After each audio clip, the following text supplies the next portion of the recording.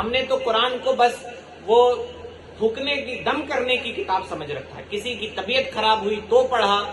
وہ کسی نے کہا ہے قرآن مرنے پہ پڑھنے والی کتاب نہیں، قرآن زندگی دینے والی کتاب ہے. آپ مرنے پہ بھی پڑھیے، اس کا ثواب ایصال کیجئے، لیکن ساتھ میں آپ قرآن مجید سے زندگی کے اصول حاصل کیجئے. قرآن مجید زندہ کتاب ہے اور لوگوں کو زندگی بخشتی ہے. اللہ تعالیٰ آگے ارشاد فرماتا ہے فَجَعَلَهُمْ كَعَصْفٍ مَأْكُولٍ، اور انہیں کر ڈھالا جیسے کھائی کھیتی کا بھوسا.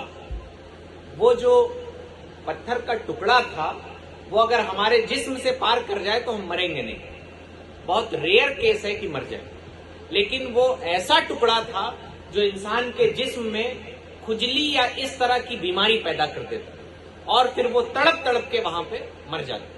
یعنی وہ صرف کنکر کا ٹکڑا نہیں تھا بلکہ حکم الہی سے وہ ان کی تباہی کا سبب بن گیا.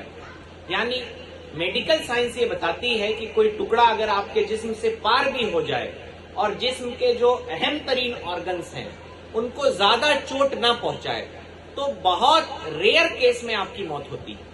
یعنی ایک چھوٹا سا ٹکڑا جو پانی پڑنے کی وجہ سے جو نمک چینی کے دانے کے برابر کا وہ ٹکڑا ہوگا، اور وہ اگر آپ کے جسم سے پار کرے اور آپ کے آرگنز کو بہت زیادہ وہ چوٹ نہ پہنچائے تو اس کو ہیل ہو جانا یہ ممکن ہے. یعنی 50-50 کا کیس ہے کہ انسان کی موت ہو جائے. لیکن مشیت الہی، اللہ کی مرضی، اللہ نے تو چاہا تو ایک مچھر کے ذریعے مغرور بادشاہ کو مروا دی ہے نا. تو بتانے کا مقصد یہ کہ ہمیں ہمیشہ اسباب پر، وسائل پر فخر نہیں ہونا چاہیے کہ ہمارے پاس خوب اونچی عمارت ہے، ہمارے پاس موٹی موٹی دیواروں والے گھر ہیں، ہمارے پاس دولت ہے، ہم کسی سے بھی بچ سکتے ہیں. جناب ظلم کا انجام برا ہی ہوتا ہے. تو ہمیں یہ دیکھنا چاہیے کہ ہم مغرور نہ ہوں. بادشاہ مغرور تھا تو اللہ تعالیٰ نے 5 آیتوں میں اس کی پوری کہانی بیان فرما دی. یہ بھی قرآن مجید کا اعجاز ہے. ہم آپ بات کریں اس سٹوری پر تو شاید پوری کتاب لکھ ڈالیں. قرآن مجید کا اعجاز دیکھیے. 5 آیتوں میں اللہ تعالیٰ نے اتنی بڑی سٹوری ابتدا سے آخری تک بیان فرما دی. پہلے کیا فرمایا؟ اے محبوب آپ نے نہیں دیکھا بادشاہ ہاتھی والوں کا کیا حال کیا گیا؟ کیا حال کیا؟ ان کی پلاننگ کو فیل کر دیا، ان کے مکر کو تباہی میں ڈال دیا. کیسے ڈالا؟ کہ اللہ تعالیٰ نے ان پر پرندوں کی فوجیں بھیجی. کیا کرتے تھے وہ پرندے؟ وہ پرندے کنکری سے مارتے تھے اور انجام کیا ہوا کہ وہ کھائی کھیتی کے بھوسے کی طرح ہو. اور دنیا کے جو کمیونیکیشن اسکلز پر بات کرنے والے لوگ ہیں، عربی میں کہاوت ہے خیر الکلامی ما قل و دل، بہترین بات وہ ہے جو تھوڑی ہو اور دلیل سے بھرپور ہو.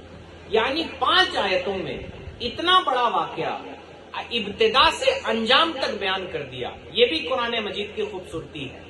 یعنی قرآن مجید آپ کمیونیکیشن اسکلز کے کلاس کرنے کی بجائے آپ قرآن مجید کے انداز تکلم پہ غور کیجئے کہ اللہ تعالیٰ کسی واقعے کو کیسے بیان فرماتا ہے. تو آپ کو بات کرنے کی، کمیونیکیشن کی اسکلز آ جائے گی. آپ کو کم بات کرنی ہے اور ایسی بات کرنی ہے کہ سننے والے کے دل میں کوئی سوال نہ رہ جائے. آپ کا جتنا کیا اور کیوں اور کیسے تھا اللہ نے سب کا جواب ان 5 آیتوں میں دے دیا. تو قرآن مجید آپ کو کمیونیکیشن اسکلز بھی سکھاتا ہے. اتنا بڑا واقعہ 5 آیتوں میں لا کے سمیٹ دیا ہے نا. اور سیکھنے والے اس سے سیکھ جاتے ہیں، نہ سیکھنے والے زندگی بھر تلاوت کرتے ہیں، کچھ نہیں سیکھتے. تو تکبر کا جو انجام ہوتا